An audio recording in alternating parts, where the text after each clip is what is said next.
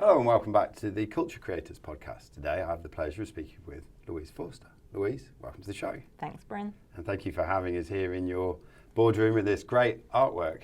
You're welcome. Indeed. Very welcome. Indeed. So for those who don't know you, could you just place yourself in terms of what's your role, where we're at, and how did you come to be here today? So I have a few roles. Yes. I'm English, I'm a mother, I'm CEO of Advocare, have been since 2021, so just shy of 2 years now. Chair of a board, Palmerston, have been there for 8 years, and very connected member of my community. Yes. And that's been a meandering journey, but I have been in Western Australia for 18 years this year. Right. Superb. So, obviously this is the Culture Creators podcast. Yeah. And sort of the line of inquiry with this is trying to understand at a deeper level what's going on in cultures. So anybody who listens to this can start to get greater optics on some of the mechanics and dynamics of what goes on, as well as understand how we can start to influence it. So I guess one of the questions is, and it puts you on the spot straight away, was why did you accept an invitation to come on this, and what is it about culture that you think you'd like to talk about? Oh, there's tons in that, Bryn. Well, I rarely turn down an opportunity to have a chat on the podcast, particularly if it's either a podcast I know or someone I know that's recommended it, and it was a mutual connection that introduced us. Because I love the format, and I think it's a great opportunity to share with other people, listeners. So that's probably my interest in talking generally. I love culture. So I studied anthropology as my undergraduate in London in the 90s. Stumbled into that because Ted Hughes, the author, studied anthropology, and I wondered what that was. But I think that probably says a lot about my interest in us as people. And I think I heard someone describe anthropology as being between sociology and psychology, where psychology is very much in our brain. Sociology is institutions, hospitals, schools, prisons maybe, and anthropology is somewhere in between how individuals operate in a group. So it can relate to family or the workplace, or started off as small-scale societies. So that's where my burning kind of interest comes from. Living in Australia is great because there's rich tens and tens of thousands of years of culture from Aboriginal people, the First Nations. And I didn't really go into people work, human resources. I hate HR as a term because I think humans are much more than resources. Yes. But I didn't go into that kind of area practicing, although I did adult education for a few years, and I think that gives you a good insight into how people think and work and how you can best work with people to learn things, skills or knowledge. Actually did my scuba diving instructor training, so that was really interesting adult learning. But very interested then in organisational psychology as I've gone on in my work life. So absolutely fascinated about how organisations, teams and individuals operate, how those three levels, what kind of work together, how we bring so much of ourselves to work, how much time we spend at work. And I think there's a question in the human synergistics model, which is one of those psychometric tests. There's like Myers-Briggs and DISC and all sorts. But in human synergistics, there's a question that asks, do you think people are more important than things? Or sometimes it's tasks. And it's so interesting how many people put things or tasks ahead of people. Right. For me, people come first. Right. And that's how I like to lead organisations, teams, or whatever I'm doing groups. So obviously you have this senior role as CEO here at Advocare, and taking everything that you've just shared with me, how do you actually view culture, as in here in the container of Advocare? So how do you see that it works, and what role does it play in the functioning of this organisation? It works in lots of ways and kind of in every way all the time. For me, everything I do particularly, but everything everyone does here, everything everyone says, saying and doing particularly, and whether those things line up. Right. So congruency between spoken word and action. Definitely. And an example here is we're outgrowing our space rapidly, and we need people to be flexible with their desks in the meantime. So I was quite happy not having an office for 5 years in a role previous to this. So it was not even a desk, it was a laptop and a bag. Had an office here for a while, and as we outgrew, we ended up moving another desk into that room, and then we're on a roster. So I'm at a desk in that room 1 day a week, and there's all sorts of other plans for the rest of the week. And I came in on my roster day in that room, and someone was in there. And I was so happy that someone was in there, because in many cultures, people wouldn't dare to, go and use the CEO's office, even though it had shifted. I would call it the CEO's office, but still. So I set up somewhere else, which was a little bit inconvenient technology-wise and otherwise. When the person saw me, they, sorry, I'll move. I'm like, no, you've set up. It's silly for someone else to set up. It's just sends the dominoes down. And got on with working. And then 2 weeks later, doing an induction chat with new staff, one person brought that up at the end and just wanted to say, I noticed when you sat in that room, and that really said to me, you guys, and you particularly, mean what you say. Yes. And then another person said, I thought that too on that Monday. Oh, wow. And so I had particularly made the decision to work in there because of the person that had gone in the room, and I certainly didn't want to exert authority to say that this is my one roster day in my old office. But then the impact that had on 2 other people, and probably more, because that was just people that shared. So to me, that's doing that all the time and thinking, if I do this, or why am I doing this, and what might the impact be of this? And you get it wrong. I heard Kate Cheney say at a breakfast recently about politics. She's just gone into politics. I'm going to get stuff wrong, I know, but I'm doing my best. And I'll try and reflect on feedback, if I get things wrong. And I just thought, I like that a lot. And I approach things like that.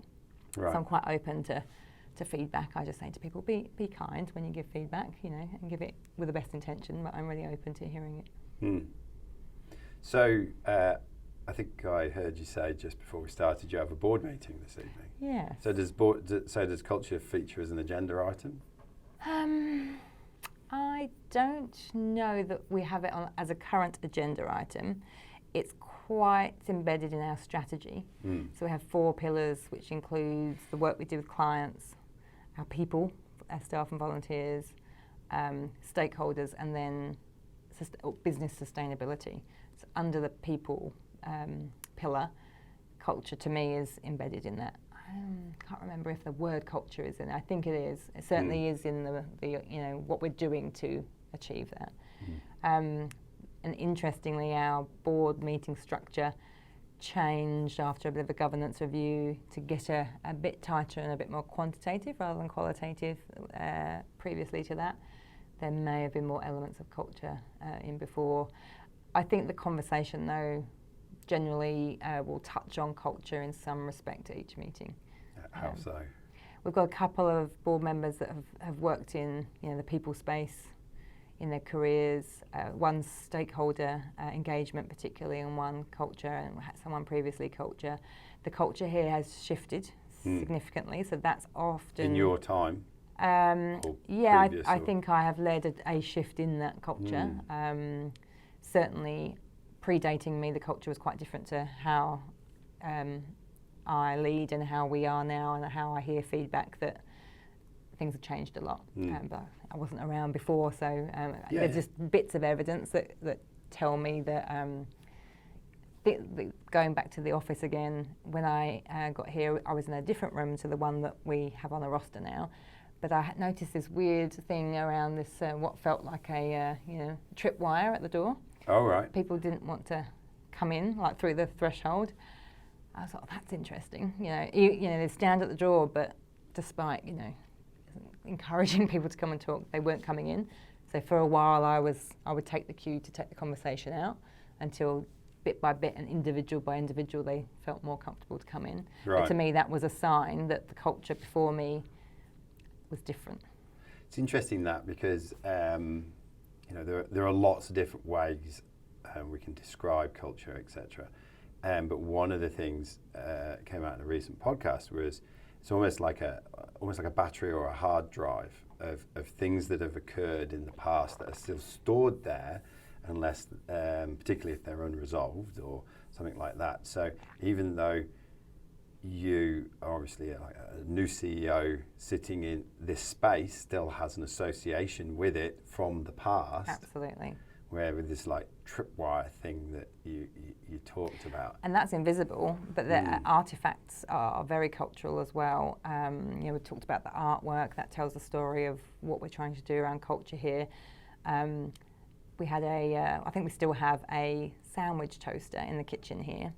And there was a label on there that said, I think the words were, for the exclusive use of Advocare staff only. And I found that to be an interesting cultural artefact. Right. Because we have what does that actually mean? Well, like not for volunteers or? Well, I mean, your guess is as good as mine as what it was supposed to be communicating. Yes. But what it communicated to me was, we are very strict here and no one must touch this sandwich toaster because God forbid what might happen with a metal sandwich toaster. Right. Not sure what you could do to break something like that. Yes. But to me, that was slightly overkill, perhaps. Yeah. Do we really need to be that, explicit? Yes. About a sandwich toaster? And, I don't imagine many people would use another organisation's sandwich toaster. If they did, go for it.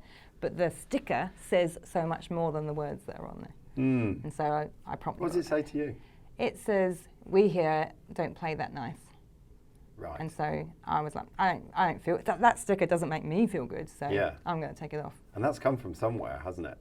Yeah, absolutely. It's not, like you said, there's unseen and then there's these, what was the word you used? Artifacts. Yeah. Yeah, so there's always like these manifestations of what's going on in the battery, in the hard drive that's stored, that then comes out in these little things, and they tell a story. Yes, yeah. So there's so many of those, but for me, it's just been learning, being open and curious and kind, and being consistent myself, which doesn't mean being rigid, but and I've had feedback that has been helpful because, if people have been burnt before, once they see, that it's a bit safer. Yes. And people can muck up and we learn from it without blame, or ideas are welcome, and input is valued, and we get feedback on what happens with that input. There are things that over time people trust more, but I've seen it takes people different lengths of time with that. It's interesting you've just used the word safer.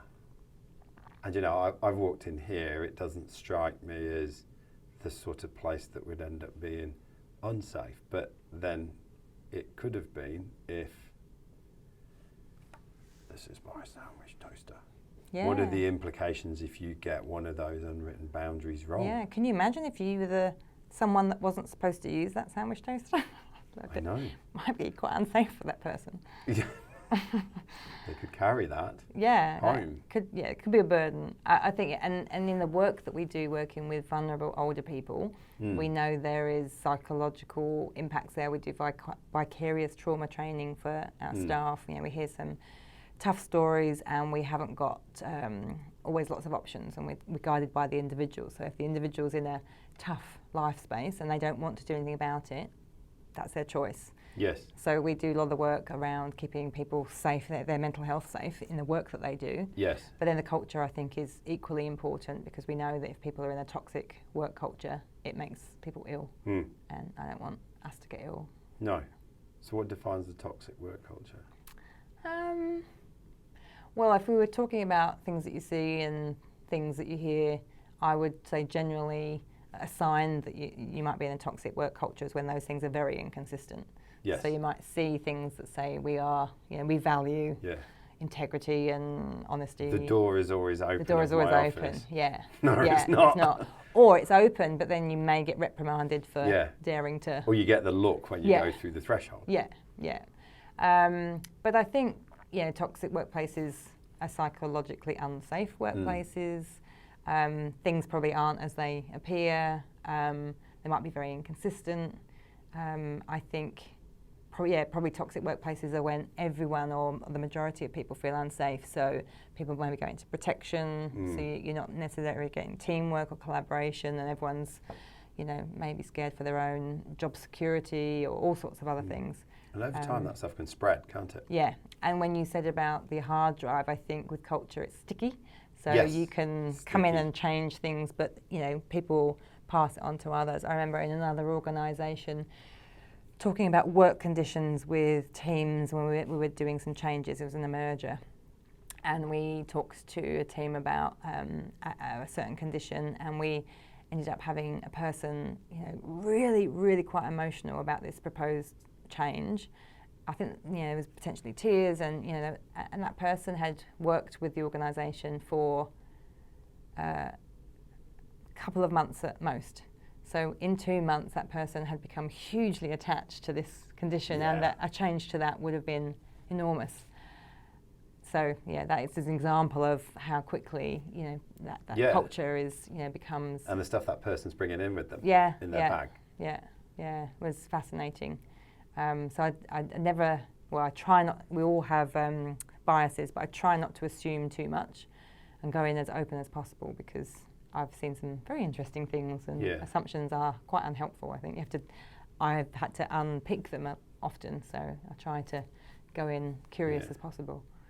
So how do you balance, because obviously as CEO, you're top of the pile and the buck kind of stops with you and you're leading the direction. So, we're seeing, you're mentioning things like, there's the sticker on the toaster and people at the door. So if that sort of thing's manifesting itself in artifacts, that's also probably manifesting itself in the way people team working, conducting themselves in meeting, the way they view their work, the way they interact with colleagues. So there's that going on, but at the same time, the organisation is here to perform, and it will have a direction and targets and KPIs and strategic plans and things that it needs to hit.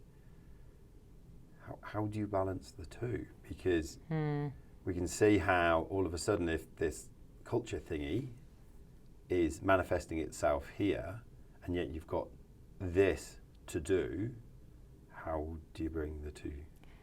It's hard bringing them together. However, when they work harmoniously. They can work harmoniously. So I know that there's a future utopia, and I've seen bits of it, which is reassuring when things get tough. And I can't do, or I don't think any of us can do these things overnight, including to ourselves. So expectations of our own performance and the culture we're in. So in our industry, there's a lot of, in the human synergistics, the green area, which is kind of flight, in the fight or flight, or passive aggressive. We pretend everything's okay, false harmony. We don't say what we mean. So it's full of that kind of feel, which is super unhelpful for performance. So there's lots of unpicking that needs to happen. But for me, you're hearing words, but the behaviour's not going to back them up. No, and to me that's harder to deal with than the red, which is the aggressive or a fight, because at least with that it's pretty intense, but you generally know where you stand a little bit more. Yes. There's resistance, but it's there, and you can call there's something out the back of that. Yeah, and you can potentially work through that or call the behaviour more easily. There's a bit of denial in the passive-aggressive behaviours. Yes. No, avoidance. That's rubbish. I'm completely in on this project. So I think it's a slow process, and we definitely are not there yet here at Advocare, but we're on the way. Yeah. So for me, it's having clear conversations from the start. So it's definitely easier to do with people coming in once you've got some agreement with the people that are bringing new staff in, leadership, however you want to call it, corporate services. So what are we looking for? What does the organisation need? How are we going to try and find that, if that's in the person, in the role? From the minute that process starts, let's try and make every touch point consistent. So let's make the ad, let's check the ad for the role with people doing the role, or let's just, the manager's view of what we should do. Have we written it in a dictatorial way, like this person will do this? If that's not consistent with our culture, let's review it. The interview process, including all of the contacts. If a person applies or phones to follow up and they get treated poorly, well, that's not automatically not helping in that process. So every single touch point all the way along, being clear on, what we're engaging someone to do, say it's in an employment contract. Because at the end of the day, an organisation, like you said, has goals and KPIs and contracts, funding contracts itself to achieve. So we engage people, generally in human services, to deliver on that. So we're contracting people to come and work with us. So being really clear on that. And I'm very keen on intrinsic motivations and making sure people are motivated from within, as opposed to just with money or other bonuses, which feeds into our own lives around the things that we try and do as well. So if we can find people that are intrinsically motivated by the work that we do, and we're really clear about the work that we do, and then they come on board, connected to it, and they're clear about what's required, and they have the support to do what they need to do, then.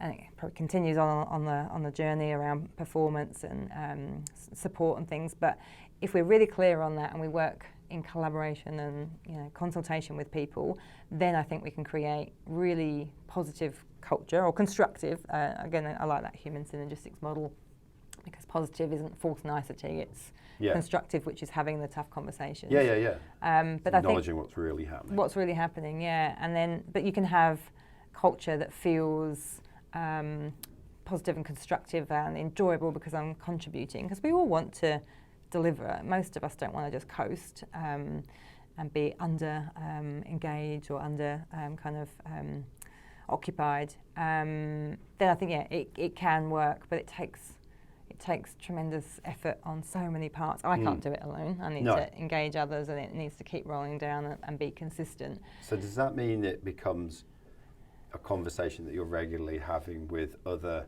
influential nodes within the organisation? Yes, and I try and walk the talk all the time. So I say hello to every person that's in the office when I arrive every day. So that's another touch point for a number of reasons, just to be approachable and just to do a bit of a temperature check on what's happening. And because now we've got around 40 odd people, and we'll be 55 people soon. It's getting harder and harder to, have strong interpersonal connections with everybody. You're halfway to the Dunbar number. It's tricky. But yes, those conversations and expectation setting, which again can't happen overnight, because I can't, on a Monday morning decide that I have expectations of you that you didn't think I had on Friday. That's a bit of a shock to the system. So. Yes. Easier to do when someone's coming in, like, this is our ideas for the role and these will be our expectations, and as people come in, these are our expectations. How do they feel? How do they fit? But for me, it's about having conversations and whatever we call it, straight talk, or calling it out, holding each other to account, having challenging conversations, whatever we want to call it. Mostly we want to avoid these things in work and a personal life. Yes. But avoiding it makes it worse, never makes it better anyway. Usually things just don't go away. They don't go away. It just pushes it down the track. They go down there, they fester, and then they manifest in something else. Yeah. And then it tends to be bigger, and then everybody sits around being surprised that this bigger thing has turned up. And it's like, well, its origins came back from here. Yeah, and if we'd have dealt with it then, we likely would have learnt something and been in a different place. But not everybody connects that, do they? No, and if you bring it in too quickly, it's incredibly confronting. And I heard an analogy that when you've got a very green workplace, this passive-aggressive, and in the synergistics model, blue is constructive. So that's like stopping and thinking and responding rather than reacting in this fight or flight. Yes. And when you're in a green, passive-aggressive kind of place, the blue, which is assertive and responding thoughtfully, can feel like red and can feel a bit aggressive. Yes. So that's when potentially, if you go in too strong there, you can potentially have bullying claims because people are feeling really targeted and the expectations are unrealistic, even though they might be quite clearly in the job description. But if we've never talked about what's expected after they got the job for 2 years, then well, for all intents and purposes, the expectations aren't there. So it needs to be done, over time. And there's a rule book about how that works, pace, and everyone needs to be on board. We're seeing now with our growth the need to have a bit more consistency in teams. Our organisation is around rights and social justice, so we attract people that are very, very have very strong views about social justice for clients and for vulnerable people and for themselves. And that's going to bleed into everything, isn't it? It does, yeah. So I think actually this is the workplace where employees had the strongest voice, very, very strong on equality, which is tricky. In a smaller organisation, it has been a bit more ad hoc. You're growing, so you need to make things more consistent. But we don't want robots and we don't want the same. So we're trying to, still have individual flares and styles and, equity in. If things are different, there's at least a conversation about the principles being consistent. Where the principles are this and this, but in this circumstance, we've applied that slightly differently. So lots of things to grapple with. So there's lots of things to grapple with, as well as the performance in getting stuff done. Yeah.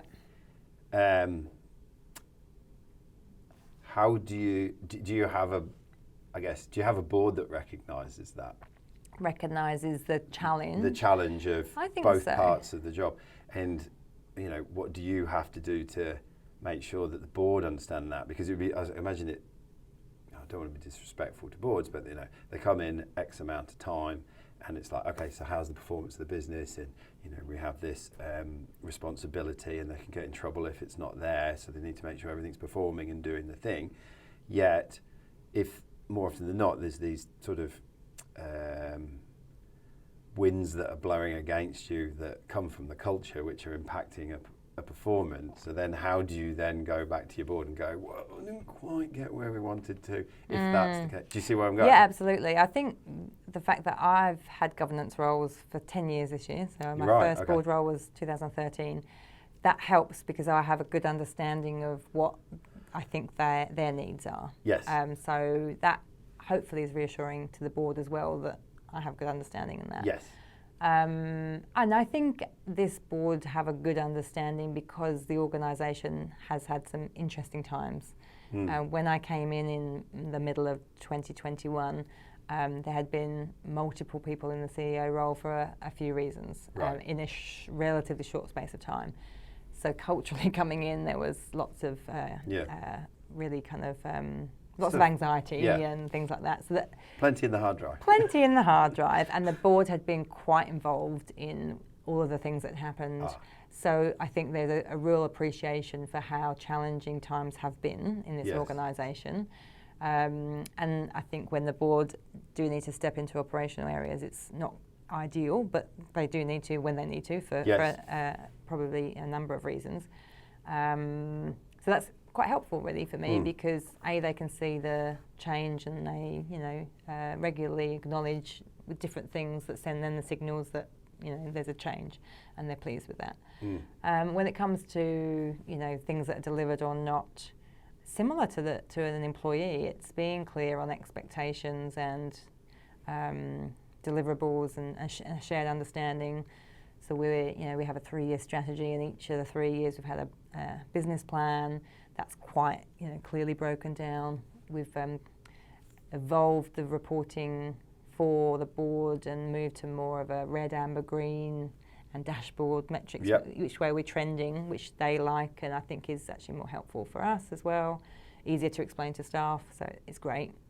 So the business plans, quick visual, depending on how much red, amber or green there is, that gives a good snapshot as to how things are going. I guess an example is the first year, so I arrived and that's kicking straight off, so I'm delivering on an operational plan pretty much I'd just inherited but just started. Right. It was ambitious, the first operational plan, particularly considering the cultural environment. Headwind. There was some significant headwind. So in that first year, which we reported on like mid last year, 22, there was probably more red and amber than we've anticipated. But I remember in my closeout summary, I had said that we possibly could have got amber across the board. So that would have meant we did most stuff averagely, which is not really how I like to operate. So for things like VoIP, the internet-based phone and our HR system, they were planned for the first year. We didn't do those. We have just done them, got them over the line in the middle of the second year. So I just said to the board that we focus on the priority areas and doing them as well as we could with the headwinds. So they still were definitely not perfect. But let's get through year one with as much as we can. And then I feel like we've caught up in year two and also done some innovative things that we might not have anticipated, which I think is important because a strategy shouldn't be completely static because the world changes a lot around us. There is a relatively good understanding from the board, and again, if I put my board hat on, most people understand if they're kept informed and they have an understanding of the situation that arose and how we're going to deal with it. So we were planning to achieve this by this date. This has come up. We've removed things around. That deadline's going to be 6 months further. But we're also open to discussion if we want to reprioritise some other things. Let's have a conversation about it. So I think the board are realistic in what is achievable in a not-for-profit that's, compared to a mining company, our resources are not quite an oily rag, but, certainly not cash-laden. And also in a not-for-profit, you're always thinking carefully about spending wisely. Even in our delegation authority I was looking at today, it was like, being thoughtful about using Advocare's resources, which I thought was nice. So, I think as long as you talk to people, hiding stuff, whether it's emotions, avoiding difficult conversations, or a KPIs not being met, it's never going to really work out in the end. It just pushes it down the road. It'll come back at some point. It'll come back at some point, yeah. Unless you leave the job beforehand. Yeah, well, that's an interesting one, though, around the... when I've done case studies on my MBA around, it's more in a corporate organisation, but it's quite easy. It can be done to turn an organisation around, in inverted commas, in a couple of years, but then leave and the thing falls apart because you can, cut costs and maybe get some revenue in, but at what cost? Like what human cost potentially? And I've seen that a lot. And it's interesting you say that because one of the reasons why I'm here doing the work that I do and having these conversations is because, and I mentioned it before, I've seen a lot of very rational, well thought out decisions made that pursue, turning things around in the immediate term, to make people look good because that's sometimes the pressure from the board or the stock market or whatever. But then they do have these longer term impacts, and if you can wring out performance from a company, and we've seen it in sports teams. Jose Mourinho was a fantastic sports soccer coach, and he would get lots out of teams, but he was never there very long, and they usually ended up falling in a mess shortly afterwards. Wonder why. And so I sometimes wonder whether there is the need for a role,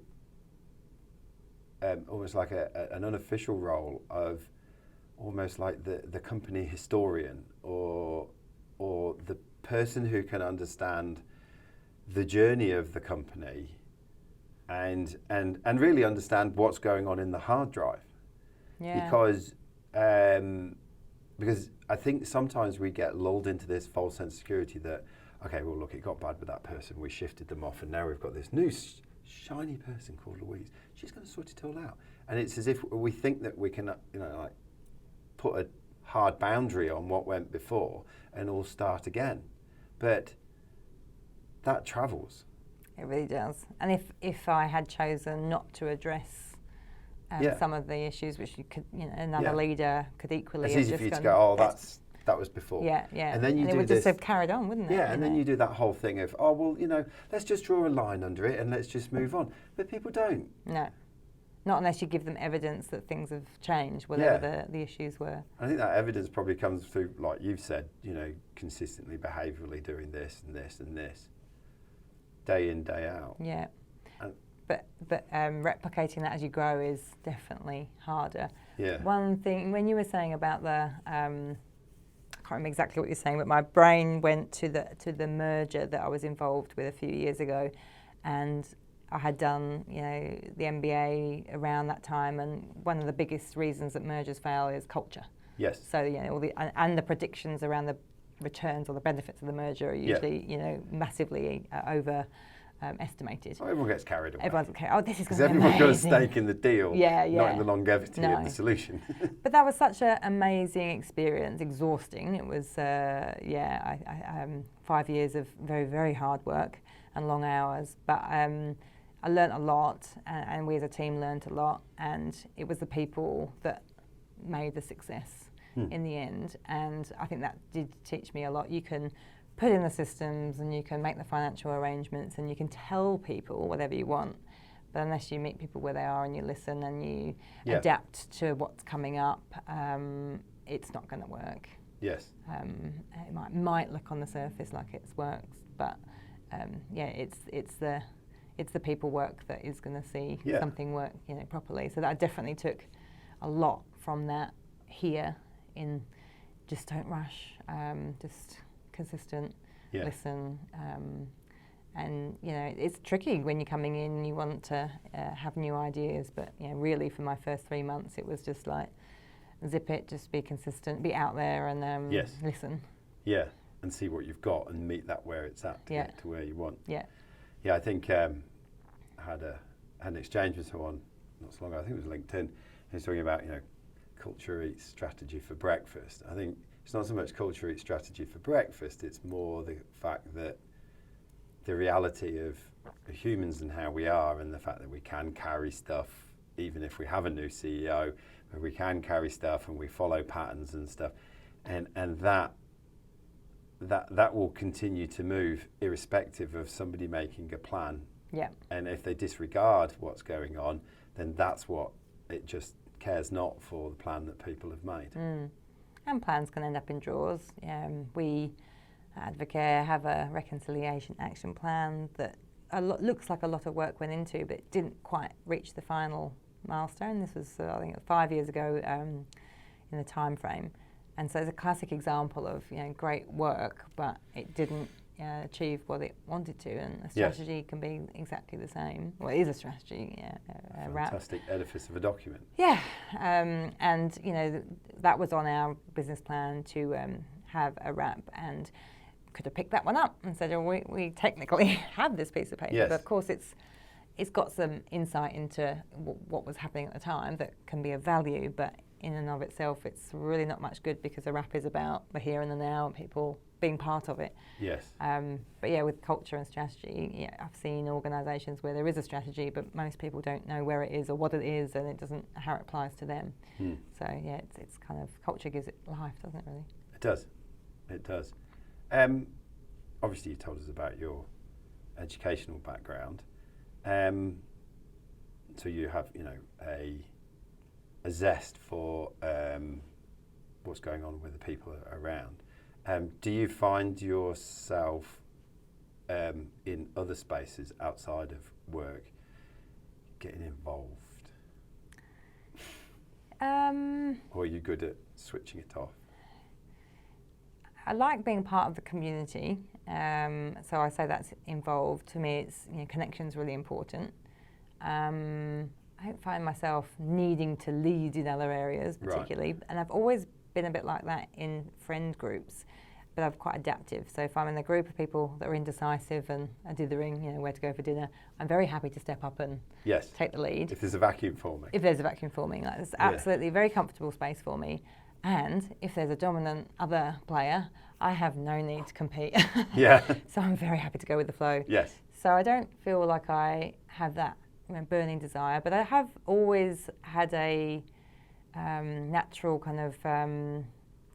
I've had people come to me for something, coaching, guidance, leadership, whatever it is, and I haven't always sought it out. So when I was 19 and working in a bank in London, which is pretty young, early in your career, within 6 months I was asked if I could coach incoming people around a couple of processes, which I was very happy to do. But on reflection, I'm like, that's unusual. Yes. Didn't have any adult education experience then. I got it later because I was like, I quite like this, Yes. showing people what to do or how to do things. So there was a spark there was a spark, noticed.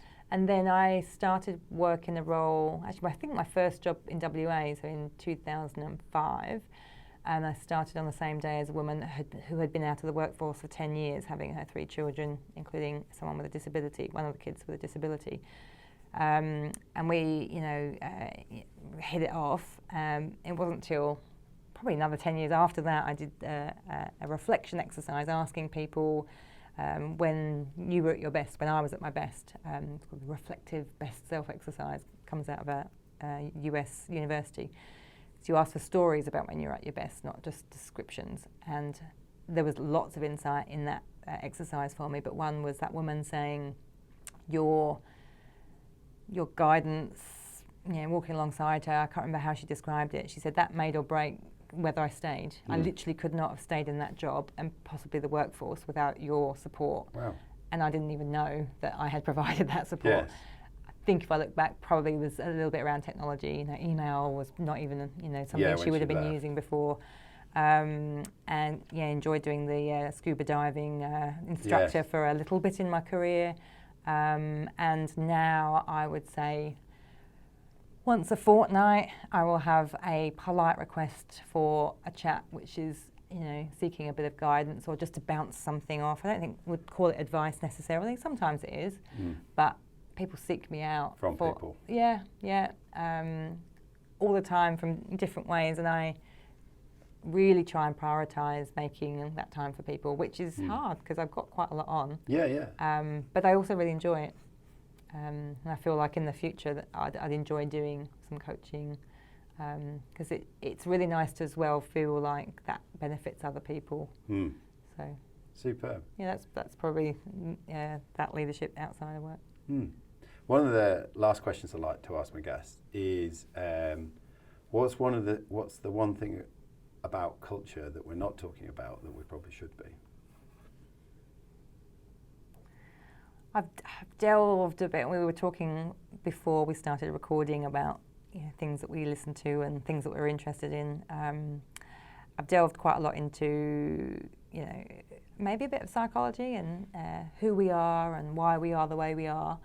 I wonder if we don't think as much about whether it's our childhood or the things that we bring, in. I think a lot of things that happen in workplaces are unresolved playground issues, like a lot of the stuff you think, wow, these are adults. And I think I can see the 7-year-old version of this. Absolutely, doing this. Yeah, because from what I've been delving in the last kind of 6 months in my learning and listening, we have, we are all got our inner child and loads of unresolved stuff. So I wonder with culture, we try and kind of fix things or improve things in the now with very rational approaches, and yet we're dealing with people who we've all got, hurts, and lots of us don't address things. I'm not sure what the answer is to any of that, but that's probably some of my reflections of late, learning some new stuff, thinking, we're all walking around as just slightly flawed individuals. Well, we are. Trying to do our best. We are, and we all, I think you're 100% correct. I don't think I know. In that we do. We carry all sorts of stuff that our parents have given to us. We carry all sorts of stuff that happened during our childhood, whether that's quite dark or whether that's something as simple as, I don't know, you were feeling low one day and all of a sudden your brother said you look fat in a dress, right? And then that stayed with you. And you can't remember that specifically, but that charge has stayed with you and it's gone and it's become a thing. And again, it's similar to what we were talking about earlier on, where if we don't nip things in the bud, that almost like the energy around that will go somewhere and then it will manifest and come back bigger as something else. And we all carry that stuff. We all do. And I think we would like to think that when we come to work, we bring this like compartmentalized great version of ourselves. But unfortunately, we bring everything. We do. The full 100% turns up. And it's interesting because in a previous podcast, we were talking about should you bring your whole self or your whole authentic self, or should you just bring a small part? Well, I think part of it is if you haven't got to the part of recognizing that you are carrying stuff into the workplace, then it's probably best you don't bring all yourself, right? Because that's going to be pretty bloody untidy. Yeah. Because you're not ready to fully appreciate, your good behaviour, your bad behaviour, your thinking patterns, your feelings, and how things turn up, and triggers that you might get along the way. The more we become realistic about the fact that we are probably, inside of me somewhere is an annoyed little 8-year-old Bryn who had his feet stamped on in the playground by a bigger girl or something like that, and that did actually happen. That baggage is in there somewhere. When I recognise that, then maybe now I'm ready. Now I'm more of a grown-up and an adult to bring all of me to work. Now I've recognised that, dealt with the charge, let that charge go. I'm ready to come to work, and I can recognise what who I am and what I'm bringing to work. I like that. Yeah. Your triggers, just before we wrap up, the comment about the triggers reminds me of something I really loved. We had Andrew Horrobin come and do a presentation for all of our staff late 2022, and he does the ball shift work. And he's also a comedian, and so his delivery is just fantastic. He really gets his audience in. But one thing, there's so many things in there, but one thing I loved, he talked about triggers. So I kind of say, I whinge to you, Bryn. I'm like, I can't believe it. She just pressed all my, buttons, which is basically triggers. Buttons, triggers, yeah. He talks about buttons, and I'm whinging to you, like, I can't believe she did that. She just presses all my buttons. And then I just just as walking into the room, you go, she pressed all my buttons. Whose buttons? They're my buttons.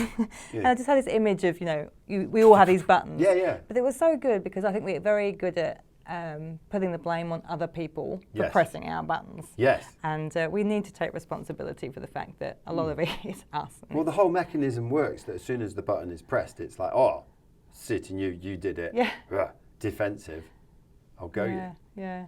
I loved it. It was good.